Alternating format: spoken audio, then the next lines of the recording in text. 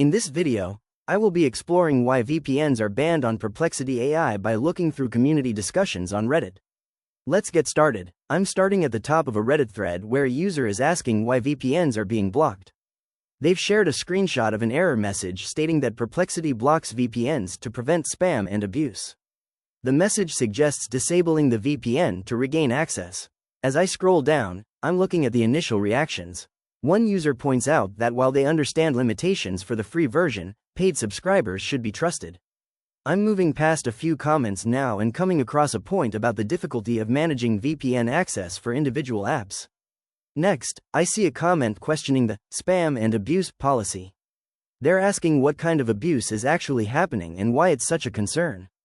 I'm scrolling further to see technical suggestions. Here, a user suggests that using a dedicated VPN with a static IP might be a solution.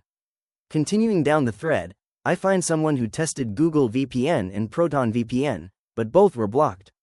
Interestingly, one person notes the service works on their iPad but fails on their iPhone.